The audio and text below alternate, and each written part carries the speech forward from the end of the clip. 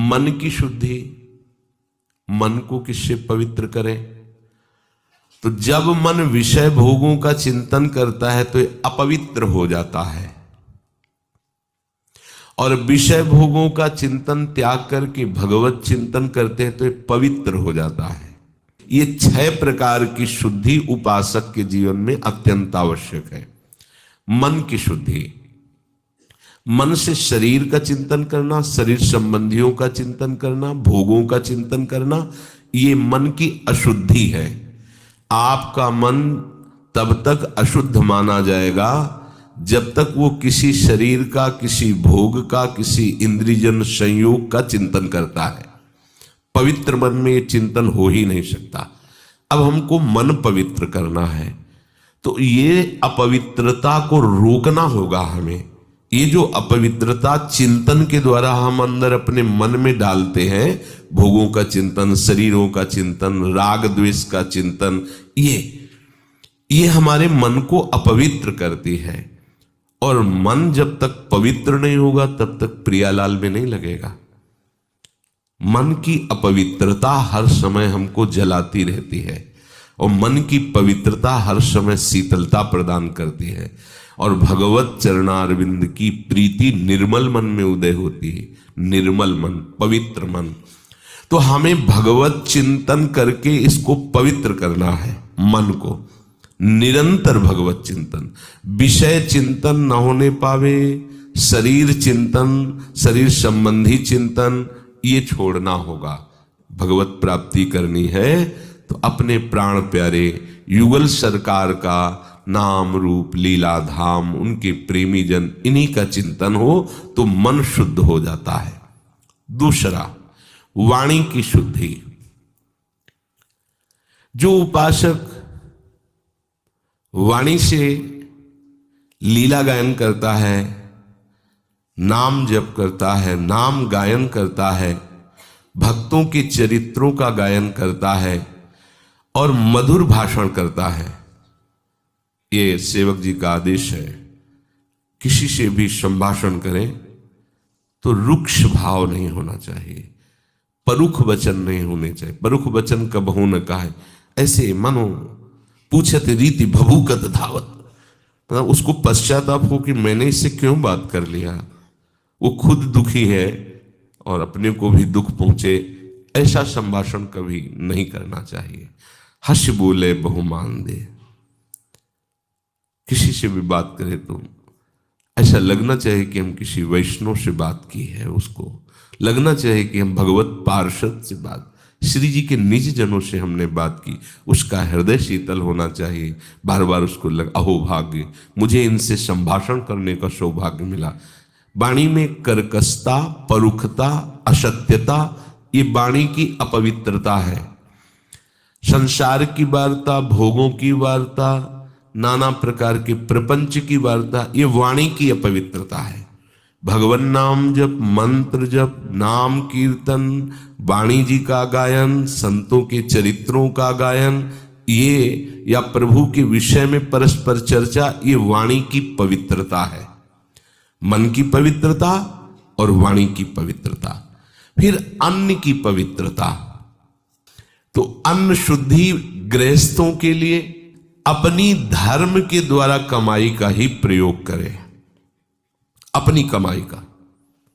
अगर वो धाम आदि, तीर्थ आदि कहीं भी जाता है तो किसी का कोई भी प्रतिग्रह ना ले। प्रतिग्रह माने दान होता है, कुछ भी नहीं। जैसे परिक्रमा में नहीं, कचौड़ी पकौड़ी बट रही है, हलवा बट रहा है, और आप गृहस्थी हो, आए हो वृंदावन परिक्रमा, ले लिया, दो नाव खा लिया, तो करने क्या आए हो या क्या करने आए हो?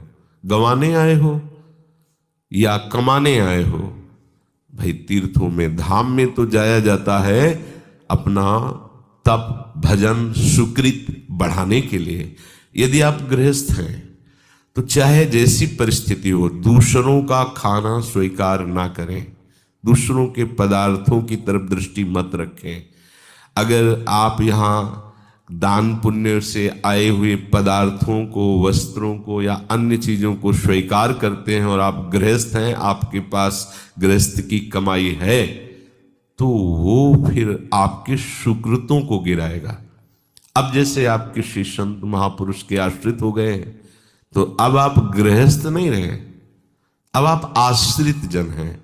अब वो प्रसाद स्वरूप आपको मांगना नहीं है, वो प्रसाद स्वरूप आपको वस्त्र दे देते हैं या प्रसाद दे देते हैं, भोजन दे देते हैं। तो वहां फिर हमारी ये बात नहीं चलेगी कि हम गृहस्थ नहीं, वहां हम शरणागत हैं, उनके बच्चे हैं, हमारा जीवन अब उनके लिए समर्पित है। अब ये हमारे परिवार हुए, प्रियालाल, उनके निज जन, उनके। लेकिन आप बाहर से यहाँ सुकृत के लिए आए हैं 2-4 दिन के लिए, तीर्थ यात्रा भाव से, धाम आदि, तो कभी भी किसी का कुछ भी स्वीकार न करें। कोशिश कीजिए कि पानी भी अपने पैसे से ही पीजिए, फिर देखो आपको लाभ मिलता है कि नहीं। धाम में बाहरी गृहस्थ जन जैसे आवे तो उनको चाहिए कि ठाकुर के मंदिर के प्रसाद के सिवा कुछ भी बाहरी चीज ना ले। अगर आप ऐसे चलो और दैन्य भाव से रहें, और यहां कोई पापाचरण गृहस्थ धर्म वाला ना करें, क्योंकि आप कमाने के लिए आए हैं सुकृत, आप कृपा प्राप्त करने के लिए आए। हर समय तो आप यहां रह नहीं रहे हैं, 2-4-10 दिन के लिए आए, तो बहुत सावधान। यहां ऐसी धारणा ना करें कि चलो मनोरंजन के लिए हम आए और यहाँ ऐसे रहकर और ऐसे सांसारिक कार्य करें, तो आप समझो यहाँ का अपराध वज्र का लीक हो जाएगा, क्योंकि आप बाहर से आए हुए हैं। और जो यहीं रह रहे अपने प्राण समर्पित कर दिए हैं, तो वृंदावन उनके लिए जैसे माँ की गोद में बालक शौच कर दे तो माँ ही साफ करती है, ऐसे ही वृंदावन प्रभाव सुन अपनो ही गुण देत, जैसे बालक मलिन को मात को, वो उसके लिए कानून, ये नियम नहीं लागू होगा, उसके लिए वृंदावन का पर्सनल नियम कृपा का लागू होगा। 4 दिन के लिए आए हो तो बहुत होश से, ये धाम है, किसी का खाओ पियो मत, भगवत प्रसाद के सिवा खूब नाम जप करो, वाणी पाठ करो, सोहनी लगाओ। अगर आपके पास 10-5 रुपए ही हैं, दाना खरीद लो, पक्षियों को डाल दो, 2-4 बंदरों को डाल दो, किसी एक साधु को भिक्षा, ये तुम स्वयं किसी का प्रतिग्रह न लो। गृहस्थ धर्म के अनुसार अपने मेहनत से की हुई धर्म की कमाई से आप दूसरों को भी सुख दीजिए, और खुद आपके पास ऐसा पैसा नहीं, कोई बात नहीं, आप कष्ट पूर्वक 2-3 दिन वृंदावन वास कीजिए, कुछ चना चबेना चबाकर, या उपवास ही करोगे तो मर तो नहीं जाओगे ना। और अगर 2-3 दिन 2 रात्रि 3 रात्रि रह के वापस हो गए, किसी का कोई अपराध नहीं बन, ये अमोघ हो जाए, इतना ही आपको यमराजपुरी नहीं जाने देगा, यमपुरी नहीं जाने देगा, इतना ही आपको बचा लेगा। आए यहाँ मनमानी आचरण, दूसरों को आप देखकर उन पर दोष दर्शन, तो गड़बड़ हो जाएगा। ये पक्का समझो, ये धाम है। तो गृहस्थ की अन्न शुद्धि सत कमाई से। ये जो हम सोचते हैं कि अगर हम बेईमानी, अधर्म, हिंसा, चोरी आदि करके धन ले लेंगे और सुखी हो जाएंगे, बिल्कुल बिल्कुल गलत बात। ये सोच ही आपका नाश कर देगी, ये सोच ही आपको जीवन भर अशांति प्रदान करेगी। एक घटना बताते हैं। एक गरीब घर की लड़की दूसरों के घर में पोछा लगाने की उसको सेवा मिली। धनी मानी लोग ऐसे रख लेते हैं, तो वो पूरे घर को अब पोछा लगाना, सफाई करना, तो सब धीरे धीरे जब कई वर्ष पुराना कोई सेवक हो जाता है तो उससे छुपाव खत्म हो जाता है। वो अलमारियों को देखा कि बहुत स्वर्ण है, पैसा ऐसा, और उसने किसी पुरुष से मित्रता कर ली। और उस पुरुष ने कहा कि हम तुम्हें ब्याह करके बहुत अच्छी व्यवस्था में रखेंगे, पर इतना धन हम कहां से लाएंगे। वो चुप रहे। उसने कहा धन तो जहां हम काम करती बहुत है वहां। तो उसने कहा अगर तुम सहयोग करो तो हमारे दोस्त हैं, मिल करके वहां चोरी कर लें। ठीक है। समय निश्चित हो गया, क्योंकि वो अधिक समय सेवा में रहती, तो सबको पता है कब कौन कहां कैसे, पूरा पक्का करके, और चोरों को अंदर खोल करके, उसका मित्र भी और उसके वो 4 चोर भी उसके साथ अंदर गए। उन लोगों ने छीना झपटी करते समय पत्नी की हत्या, पति की हत्या, और छोटा बालक था 8 वर्ष का, वो चुपचाप अलमारी में छुप गया जाके।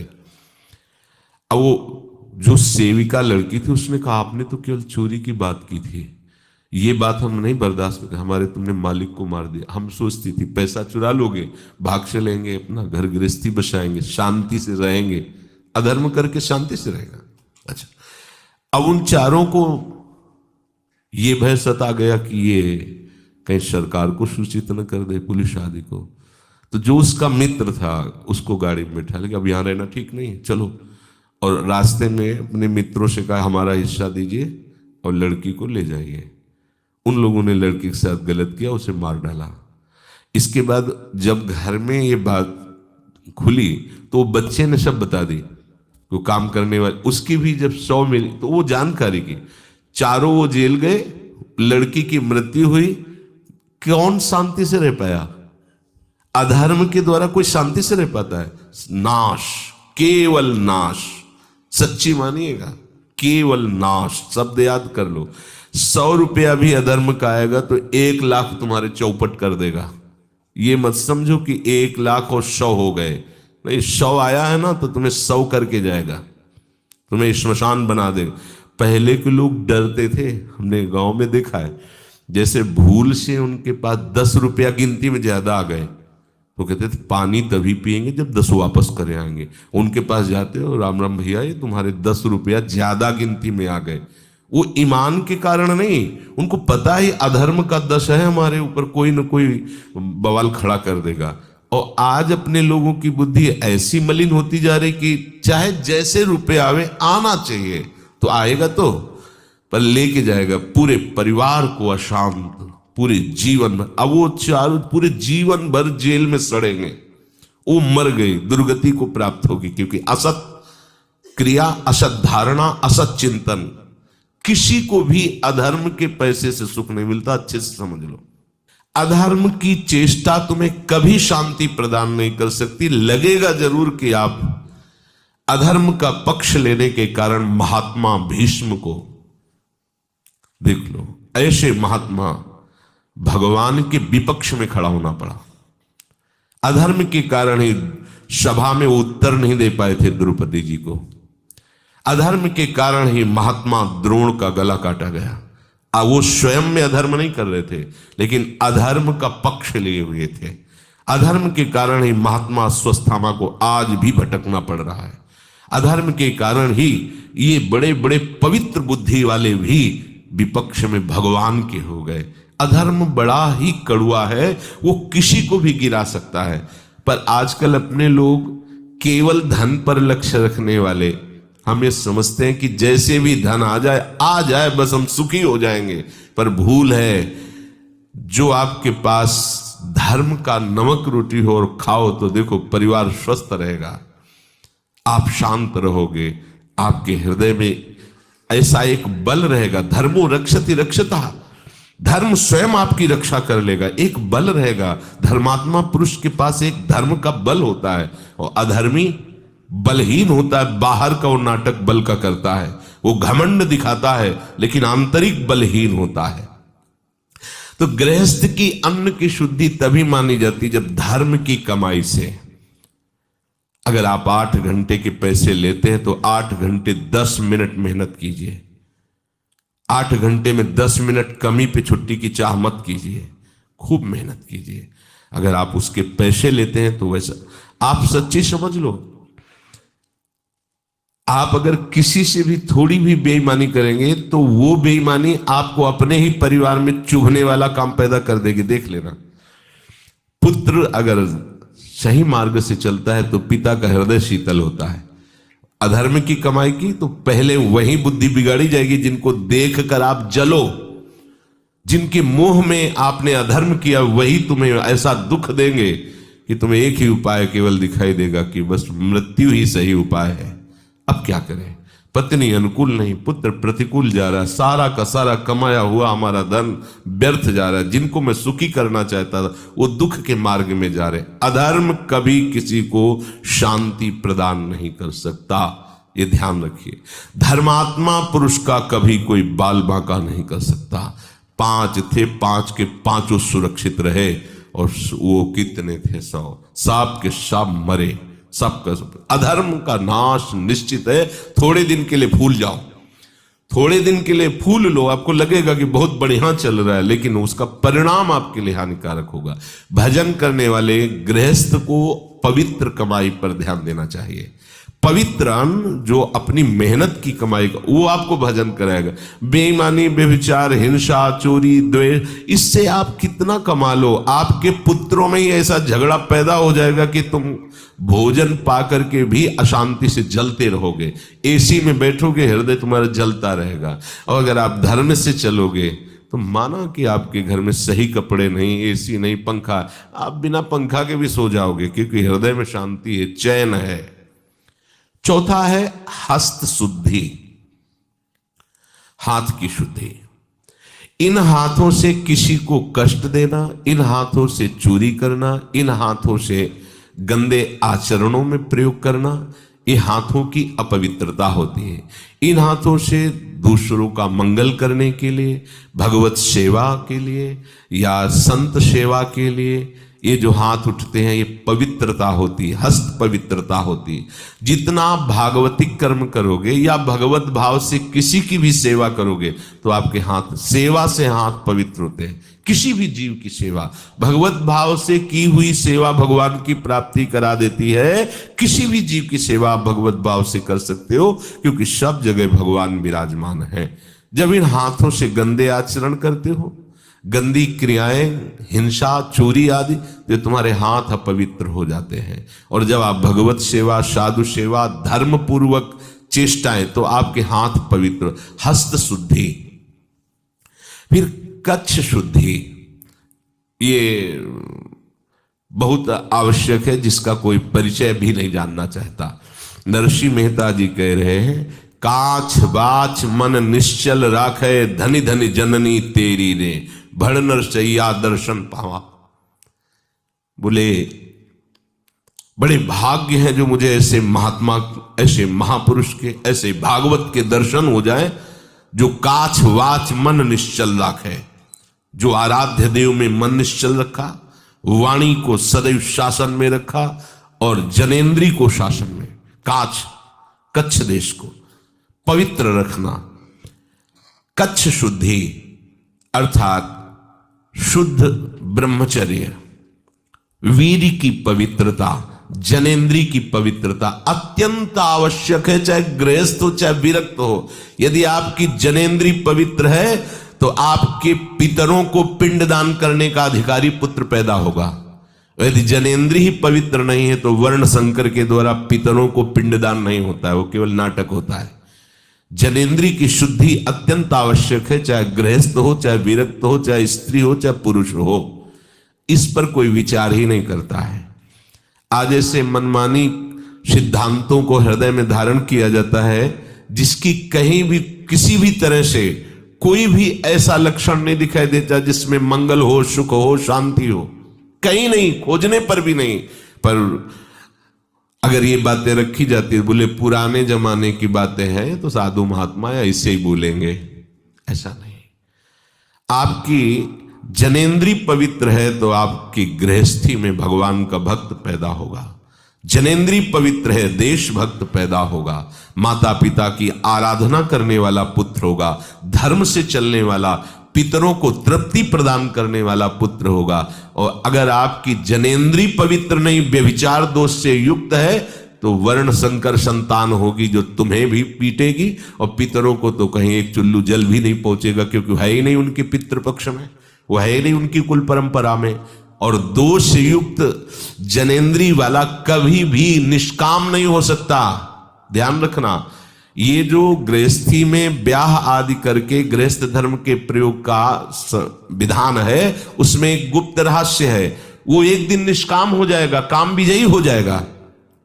एक पत्नी व्रत, एक पतिव्रत वाला एक दिन उसी गृहस्थी में रहते हुए निष्काम हो जाएगा, एक दिन वो काम रहित हो जाएगा। ध्यान, ये भगवत विधान से, जो शास्त्र विधान से चलता है, इसका परिणाम होता है राग रहित होना। वो अत्यंत आसक्त बीच में दिखाई देगा, क्योंकि प्रथम वो संयम से चला है तो अंतिम उसका संयम में ही जाके उतार होगा, वो बैरागी हो जाएगा। भले गृहस्थ में रह रहा है, भेष भले बैरागी नहीं, लेकिन वो विषय बैरागी हो जाएगा। अगर हमारा ये रसेंद्री और जनेन्द्री जनित ही क्रीड़ा चलती रही तो इस मनुष्य देह की सार्थकता क्या है। इसलिए जनेन्द्री को पवित्र रखना, ब्रह्मचर्य युक्त होना अत्यंत अनिवार्य है। चाहे गृहस्थ हो चाहे विरक्त हो, शरीर और मन बुद्धि और स्वभाव तीनों को पवित्र करने में बहुत बड़ा योग ब्रह्मचर्य का होता है। दिनचर्या परिपक्व नियम से ठीक समय से ये ब्रह्मचर्य की क्षमता होती है। निरंतर भगवत चिंतन करने पर तुम्हारे ना तो माथे पे दर्द होगा, ना तुम्हें कोई परेशानी महसूस होगी। ये ब्रह्मचर्य की ताकत से होगा। अगर ब्रह्मचर्य आपके अंदर नहीं तो कमर में दर्द, माथे में दर्द, चक्कर आना, घुटने दर्द करना, बिना प्रयास के वीरपात हो जाना, नाना प्रकार से हमारे मन में भय सताना, नाना प्रकार से हमारे हृदय में अशांति पैदा हो जाना, ये सब ब्रह्मचर्यहीनता से आते हैं। ध्यान रखना, एक बहुत बड़ी सामर्थ्य है ब्रह्मचर्य, और इसे भगवान की आराधना से ही रोका जाता है। गृहस्थ हो तो पति पत्नी मिल करके दोनों सलाह करके जितना अंतराय कर सको अच्छा है। नहीं कर पाओगे तो पाप नहीं बनेगा, क्योंकि वो गृहस्थ धर्म से युक्त है। भगवत आदेश का पालन करने वाला संसार राग का त्यागी हो जाता है, चाहे वो जितना भी वर्तमान में भोगी दिखाई दे रहा हो। इसीलिए पांचवा भजन करने वाले के लिए कच्छ शुद्धि रखा गया है। वीर की रक्षा, शुद्ध ब्रह्मचर्य, व्यभिचार दोष से अपने को बचाना। जब आप पवित्रता से चलोगे ना तो ज्यादा लड़ाई नहीं करनी पड़ती मन से, वो अपने आप ठीक हो जाता है। और जब आप अपवित्र अधर्म युक्त होकर भोगोगे भोगों को तो कभी नहीं हट पाओगे। रोज का रोज आसक्ति बढ़ती चली जाएगी। फिर एक दिन ऐसा आएगा कि आप भोगने लायक नहीं रह जाएंगे, लेकिन बैठे बैठे जलोगे। कल्पना केवल भोगों की होगी और जलोगे बैठ करके। सबके अंदर कामना होती है, सबसे त्रुटि हो सकती है, सब फिसल सकते हैं। भगवती माया भगवान श्री हरि की है। तो हम भगवान का आश्रय लेकर, भगवान नाम का बल हृदय में धारण करके, शास्त्र स्वाध्याय से पवित्र हुई बुद्धि के द्वारा निश्चय करके हम चल सकते हैं, क्योंकि हम भगवान के अंश हैं, हम भगवान के बच्चे हैं। हम में सामर्थ्य भगवान की है। ऐसा न समझो कि हम सामर्थ्य न, जिस सामर्थ्य से माया बलवती होकर त्रिभुवन को परास्त करती है, उसी सामर्थ्यवान के हम अंश हैं, किसी और के नहीं हैं। उसी सामर्थ्य का चिंतन करो तो आप में वो सामर्थ्य आ जाएगी। जितना आप कच्छ को पवित्र रखेंगे उतने आप देखना आपका शरीर हल्का रहेगा, आपका मन चंचलता रहित रहेगा, आपके प्राण सूक्ष्म होने लगेंगे। और जिसके प्राण सूक्ष्म होते हैं, जिसकी इंद्रियां पवित्र होती है, भजन में ज्यादा उसे प्रयास नहीं करना पड़ता, स्वाभाविक भजन में रुचि होने लगती है। अपवित्र हृदय वाला, भ्रष्ट आचरण वाला भजन करना बहुत कठिन है। यद्यपि वो कर सकता है क्योंकि भगवान का अंश है, पर उसकी रुचि नहीं रहेगी। पापवंत कर सहज स्वभाव, भजन मूर्ति भावन काऊ। छठवां है क्रिया शुद्धि। बहुत सावधानी की आवश्यकता है। कोई भी क्रिया आप अशुद्ध भावना से कर रहे हैं तो वो क्रिया भले देखने में पवित्र लग रही लेकिन वो अशुद्ध हो जाएगी। अब जैसे गृहस्थ में है, संतानोत्पत्ति की क्रिया हुई और आपने उसे गर्भ रहा, आप उसे नष्ट करवा दिए। हमारा ही तो बच्चा है। अब आप भारी दंड के अपराधी, आपकी क्रिया शुद्ध हो गई। इस संतानोत्पत्ति रूपी जो पूजा क्रिया थी सृष्टि की, भगवान की ही तो है ना, वो आप अपवित्र कर दिए। भ्रूण हत्या, गर्भ हत्या, ये महान पाप है, महान पाप। सोचो, तुम्हारे आंगन में कोई छोटा सा तुम्हारा ही बालक घुटने के बल खेल रहा और आके कोई एक थप्पड़ मारे, आपको कैसा लगेगा?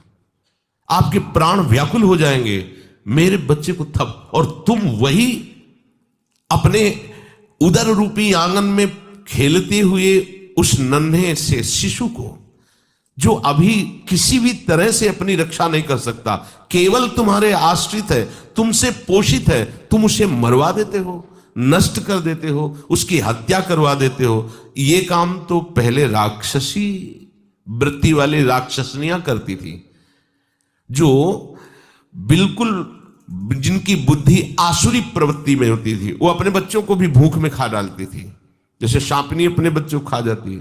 अब आप अपने को क्या बोलेंगी? मां कहने की अधिकारिणी है आप। अपने गर्भ में पलते हुए भ्रूण को, शिशु को आप नष्ट कर देती हैं, तो आप मां हैं? शास्त्र तो कहता कुपुत्रो जायते क्वचिदपि कुमाता न भवति। पुत्र तो कुपुत्र सुना है, लेकिन मां कभी कुमाता नहीं सुनी। वो अपने दिल को भी दे सकती है। अगर ऐसा उत्तर आवे डॉक्टर का कि कोई इसे दिल दे दे तो बच सकता है, तो मां पहले बोलेगी कि अगर मेरा बालक बच जाए तो मेरा दिल उसमें डाल दो, मैं तो हो गई, ये सुखी रहे। ऐसा मां का हृदय होता है। वही मां आज इस बल पर उतर गई अधर्म की आचरण में कि अपने गर्भस्थ शिशु की हत्या कर दी, और इससे माना ही नहीं जाता कि मैं कोई अपराध कर रही हूं। ये निश्चित समझो बहुत बड़ी दुर्गति का कारण होता है।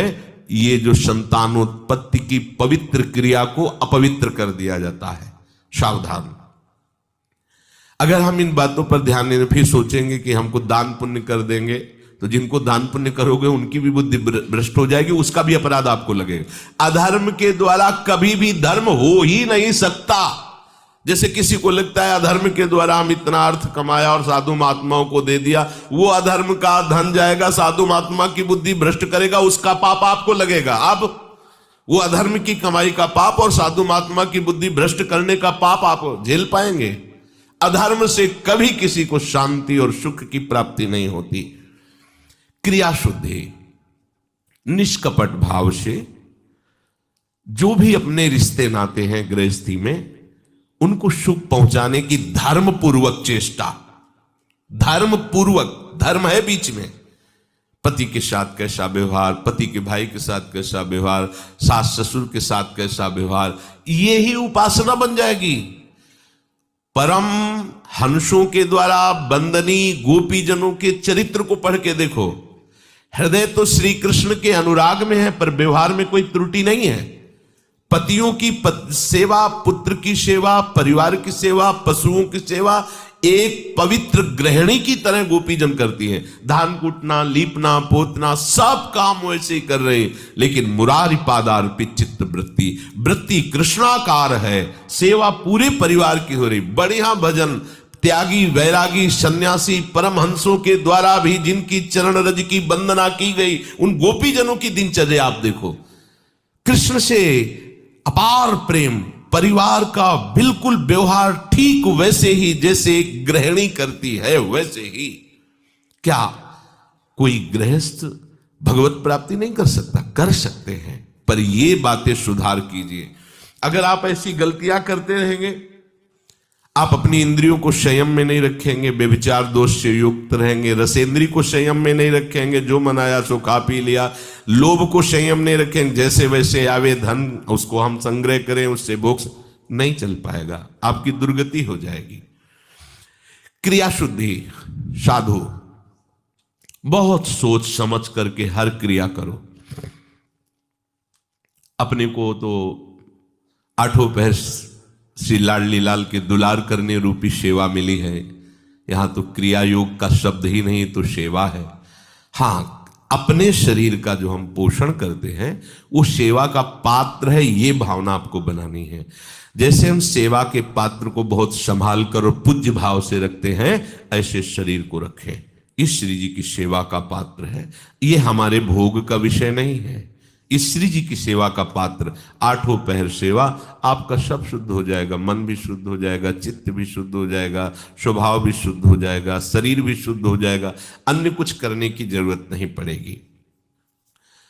तो जिससे आत्माराम महापुरुष जन आनंदित हुए हैं, ऐसे मार्ग का अनुसरण करें तो उसका सर्वांग शुद्धिकरण होता है। जैसे अभी वर्णन किया गया, मन शुद्धि, वाणी शुद्धि, अन्न शुद्धि, हस्त शुद्धि, कच्छ शुद्धि और क्रिया शुद्धि।